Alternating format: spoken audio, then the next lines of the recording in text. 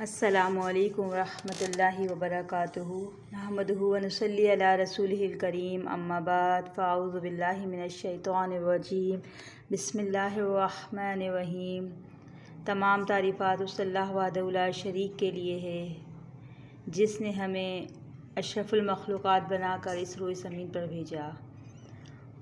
اس کے بعد ریت کے ذرات سے زیادہ، پانی کے قطروں سے زیادہ درود و سلام محمد صلی اللہ علیہ وآلہ وسلم پر۔ آج کا میرا موضوع ہے کہ قیامت کا منظر، مستند احادیث کے حوالے سے۔ قیامت کے بارے میں بہت ساری احادیث اور قرآنی آیات ہیں جس پر ہمیں اچھی طریقے سے بطور مطالعہ کرنا چاہیے، غور کرنا چاہیے اور اس پر کامل یقین کرنا چاہیے کہ قیامت آئے گی، قیامت کے مناظر پیش آئیں گے۔ تو میرا آج کا موضوع ہے قیامت کے منظر، یعنی احادیث کی روشنی میں۔ اس سے پہلے الحمدللہ میں نے بیان کیا تھا قیامت قرآن کی روشنی میں، قرآنی آیات کی روشنی میں۔ اعوذ باللہ من الشیطان الرجیم، بسم اللہ الرحمن الرحیم۔ عبداللہ بن عمر رضی اللہ تعالیٰ عنہ سے روایت ہے، یہ ترمذی کی حدیث ہے کہ رسول اللہ صلی اللہ علیہ وآلہ وسلم نے فرمایا، جو شخص یہ چاہے کہ قیامت کا منظر وہ اس طرح دیکھے کہ گویا سب کچھ اپنی آنکھوں سے دیکھ رہا ہے، تو وہ قرآن کی یہ صورتیں سورہ شمس یعنی اذا الشمس کورت، اذا السماء انفطرت اور اذا السماء انشقت پڑھے۔ اسی طرح بخاری اور مسلم کی ایک اور حدیث ہے، انس رضی اللہ تعالیٰ عنہ سے روایت ہے کہ رسول اللہ صلی اللہ علیہ وآلہ وسلم نے فرمایا، میری بعثت اور قیامت دونوں اس طرح قریب ہے جیسے یہ دو انگلیاں۔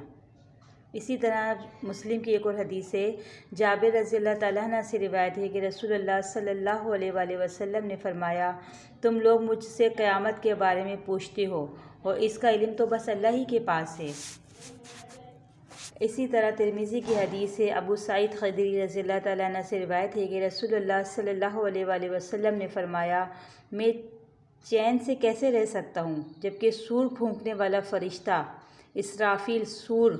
منہ میں لیے اپنی پیشانی جھکائے ہوئے ہے اور اپنے کان اللہ کے حکم پر لگائے ہوئے ہے اور منتظر ہے کہ اسے سور پھونکنے کا حکم دیا جائے اور وہ سور پھونک دے۔ صحابہ کرام رضی اللہ تعالیٰ عنہ نے عرض کیا، یا رسول اللہ صلی اللہ علیہ وآلہ وسلم، اس وقت ہمیں کیا کہنا چاہیے؟ تو آپ صلی اللہ علیہ وآلہ وسلم نے فرمایا، اس وقت یہ کہو کہ حسبنا اللہ ونعم الوکیل توکلنا علی اللہ،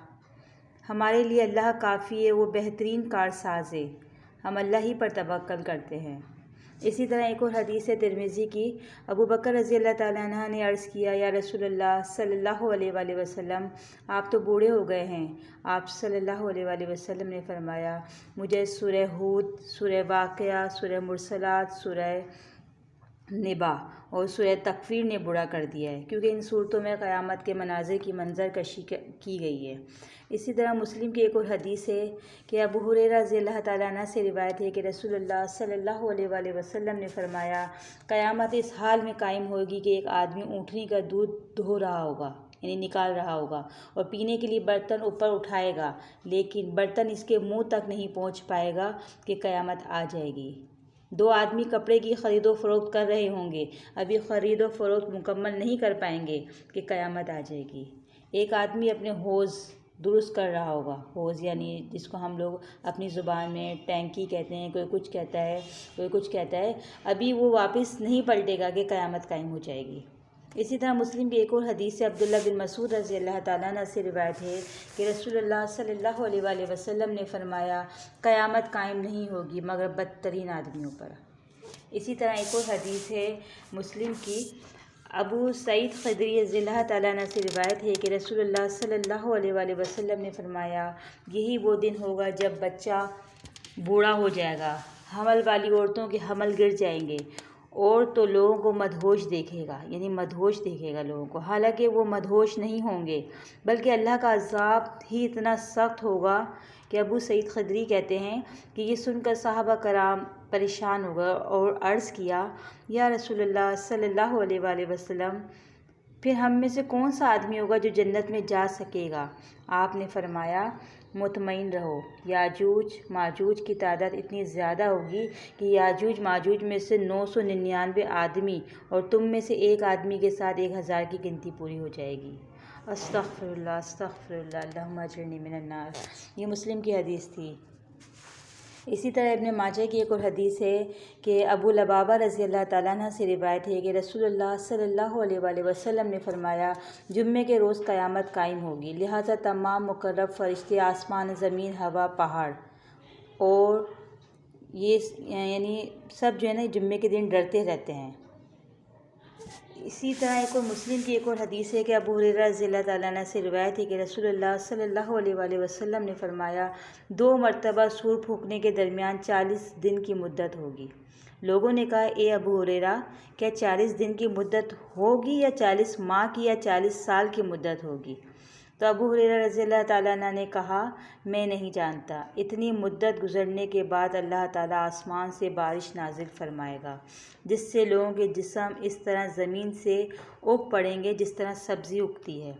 انسان کے جسم میں ایک ہڈی کے علاوہ باقی سارا جسم ختم ہو جاتا ہے اور وہ ریڑھ کی ہڈی سے دوبارہ اس کی پیدائش ہوگی، اور اسی سے قیامت کے دن لوگ پیدا کیے جائیں گے۔ اسی طرح مسلم کی ایک اور حدیث ہے، عبداللہ بن عمر رضی اللہ تعالیٰ عنہ سے روایت ہے کہ رسول اللہ صلی اللہ علیہ وآلہ وسلم نے فرمایا، سب سے پہلے سور کی آواز وہ شخص سنے گا جو اپنے اونٹوں کا حوض درست کر رہا ہوگا، یعنی جو پانی بھر کے حوض میں رکھ دیا جاتا ہے نا وہ، اور وہ بے ہوش ہو جائے گا، اور پھر دوسرے لوگ بھی بے ہوش ہو جائیں گے۔ اس کے بعد اللہ تعالیٰ بارش نازل فرمائے گا جو کہ شبنم کا کام دے گی،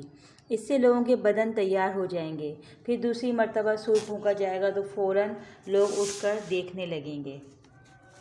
اسی طرح طبرانی کی ایک اور حدیث ہے، عبداللہ بن عمر رضی اللہ تعالیٰ عنہ سے روایت ہے کہ رسول اللہ صلی اللہ علیہ وآلہ وسلم نے فرمایا، جب اللہ تعالیٰ ساری مخلوق کی روح قبض فرما لیں گے اور اللہ کے علاوہ کوئی باقی نہیں رہے گا، تو اس وقت اللہ تعالیٰ 3 مرتبہ فرمائے گا،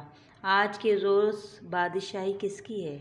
پھر اللہ تعالیٰ فرمائے گا، ایک اللہ قہار کی۔ اسی طرح مسلم کی ایک اور حدیث ہے، عائشہ رضی اللہ تعالیٰ عنہ کہتی ہیں، رسول اللہ صلی اللہ علیہ وآلہ وسلم نے فرمایا کہ لوگ قیامت کے دن ننگے پاؤں، ننگے بدن اور ختنہ کے بغیر اکٹھا کیے جائیں گے۔ میں نے کہا، اے اللہ کے رسول صلی اللہ علیہ وآلہ وسلم، کیا سب مرد اور عورتیں ایک دوسرے کی طرف نہیں دیکھیں گے؟ تو آپ صلی اللہ علیہ وآلہ وسلم نے فرمایا، اے عائشہ، وہ دن اس قدر سخت ہوگا کہ کسی کو ایک دوسرے کی طرف دیکھنے کا ہوش ہی نہیں ہوگا۔ اسی طرح ایک اور حدیث ہے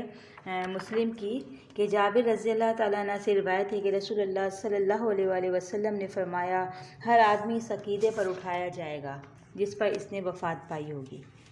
مسلم کی ایک اور حدیث ہے کہ رسول اللہ صلی اللہ علیہ وآلہ وسلم نے فرمایا، قیامت کے دن سورج مخلوق سے بہت قریب ہو جائے گا، یہاں تک کہ ان سے صرف 1 میل کے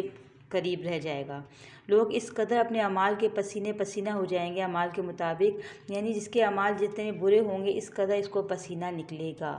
بعض کا پسینہ اس کے ٹخنوں تک آئے گا اور بعض کا پسینہ اس کے گھٹنے تک ہوگا اور بعض کا ان کے کولہوں کے اوپر تک۔ بعض وہ ہوں گے جن کا پسینہ ان کے منہ میں جا رہا ہوگا۔ استغفر اللہ۔ یہ ترمذی کی ایک اور حدیث ہے، ابو ہریرہ رضی اللہ تعالیٰ عنہ سے روایت ہے کہ رسول اللہ صلی اللہ علیہ وآلہ وسلم نے فرمایا، قیامت کے دن سب آدمی 3 قسموں 3 گروہوں میں اٹھائے جائیں گے۔ ایک قسم پیدل چلنے والوں کی ہوگی، دوسری قسم سوار، اور ایک قسم کے جو لوگ ہوں گے نا وہ منہ کے بل چلنے والے۔ عرض کیا گیا، یا رسول اللہ صلی اللہ علیہ وآلہ وسلم، یہ منہ کے بل کیسے چلیں گے؟ آپ صلی اللہ علیہ وآلہ وسلم نے فرمایا، جس اللہ نے انہیں پاؤں کے بل چلایا ہے وہ اس پر بھی قدرت رکھتا ہے کہ ان کو منہ کے بل چلائے، بے شک۔ اسی طرح ایک اور حدیث ہے ترمذی کی کہ ابو ہریرہ رضی اللہ تعالیٰ عنہ سے روایت ہے کہ رسول اللہ صلی اللہ علیہ وآلہ وسلم نے سورہ زلزال کی آیت تلاوت فرمائی، یومئذ تحدث اخبارہا، قیامت کے دن زمین اپنی سب خبریں بیان کرے گی۔ پھر فرمایا، کیا تم جانتے ہو کہ زمین کی خبریں کیا ہیں؟ انہوں نے جواب دیا، نہیں۔ تو آپ صلی اللہ علیہ وآلہ وسلم نے فرمایا، زمین کی خبریں یہ ہیں کہ وہ ہر بندے اور ہر بندی کے متعلق شہادت دے گی کہ اس نے فلاں دن میرے اوپر فلاں کام کیا تھا اور فلاں دن فلاں عمل کیا تھا۔ اسی طرح سورہ مطففین آیت نمبر 6 میں ہے کہ ابو ہریرہ رضی اللہ تعالیٰ عنہ سے روایت ہے کہ رسول اللہ صلی اللہ علیہ وآلہ وسلم نے فرمایا، قرآن کی آیت ہے، یوم یقوم الناس لرب العالمین، جس روز لوگ رب العالمین کے حضور کھڑے ہوں گے۔ اس کی تشریح میں فرمایا نفس یوم کی مقدار 50,000 سال کے برابر ہے۔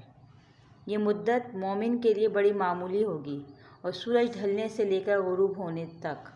اسی طرح احمد کی ایک اور حدیث ہے کہ انس رضی اللہ تعالیٰ عنہ سے روایت ہے کہ اللہ کے نبی صلی اللہ علیہ وآلہ وسلم نے مجھ سے فرمایا، میں اپنی امت کے انتظار میں پل صراط پر کھڑا ہوں گا۔ کون؟ اللہ کے نبی، تاکہ وہ پل کو عبور کر لیں۔ اچانک عیسیٰ علیہ السلام کہیں گے، سارے انبیاء آپ صلی اللہ علیہ وآلہ وسلم کی خدمت میں حاضر ہوئے ہیں کہ آپ صلی اللہ علیہ وآلہ وسلم اللہ تعالیٰ سے دعا فرما دیجیے کہ مخلوق کا فیصلہ فرما کر جہاں چاہیں اسے بھیج دیں، تاکہ جس تکلیف میں وہ مبتلا ہیں اس سے نجات ملے۔ مخلوق کو پسینے کی لگام آئی ہوئی ہوگی۔ اہل ایمان کو حشر کی تکلیف زکام کی تکلیف جیسی ہوگی، جبکہ کافر کو حشر کی تکلیف موت کی غشی جیسی ہوگی۔ یعنی جو اہل ایمان ہے نا، ان کی تکلیف یہاں بتانے کا مقصد ہے کہ جس طرح ہم زکام کو ایک چھوٹی سی معمولی سی بیماری سمجھتے ہیں نا، ان کی تکلیف اتنی سی ہوگی، لیکن کافروں کے لیے حشر کی تکلیف موت سے زیادہ، موت کی جو غشی ہوتی ہے، موت کا نزا کا جو عالم ہوتا ہے، اس سے زیادہ خطرناک ہوگی۔ اسی طرح ابو سعید خدری سے روایت ہے کہ رسول اللہ صلی اللہ علیہ وآلہ وسلم نے فرمایا، اللہ تعالیٰ کی پنڈلی کھل جائے گی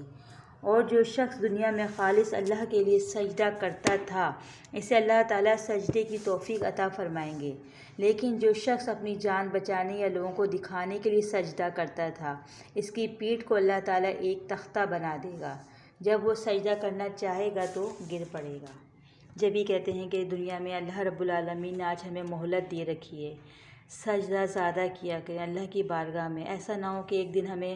سجدے کو دل چاہے، سجدہ کرنے کا دل چاہے، لیکن ہمیں سجدے کی توفیق نہ ہو۔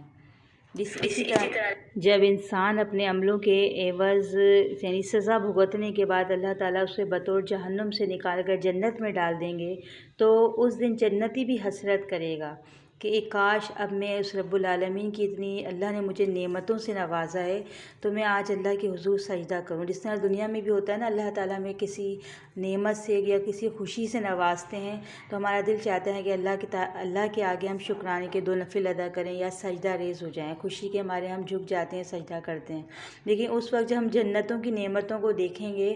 تو ہمارا بہت دل چاہے گا کہ ہم سجدہ کریں، لیکن اس وقت سجدہ نہیں ہے۔ جنت صرف نعمتوں سے بھری ہوئی ہے، وہاں پر عبادت نہیں ہے، عمل نہیں ہے، صرف وہ صلہ دیا جائے گا جو ہم نے دنیا میں کیا، ہمارے عملوں کا۔ عبداللہ بن عمر رضی اللہ تعالیٰ عنہ سے روایت ہے کہ رسول اللہ صلی اللہ علیہ وآلہ وسلم نے فرمایا، نسائی کی حدیث ہے، قیامت کے روز اللہ تعالیٰ 3 آدمیوں کی طرف نظر نہیں فرمائے گا: والدین کا نافرمان، مردوں کی مشابہت اختیار کرنے والی عورت، اور دیوس وہ شخص ہے جس کی بیوی نامحرموں کے سامنے بے پردہ آئے اور اسے غیرت نہ آئے۔ اللہ سے دعا کرتی ہوں جو کچھ میں نے کہا اور آپ لوگوں نے سنا، اللہ رب العالمین ہمیں اس پر کامل یقین کرنے کی توفیق عطا فرمائے۔ اور اب جب ہم ان احادیث کے مطالعے سے جب کوئی بیان سن لیتے ہیں یا قرآنی آیات کے مطالعے سے تو اب ہمارے پاس کوئی عذر نہیں رہتا، تو اللہ سے استقامت مانگا کریں دین کے بارے میں کہ اللہ رب العالمین ہمیں استقامت دے اور عمل کرنے کی توفیق عطا فرمائے۔ السلام علیکم ورحمۃ اللہ وبرکاتہ۔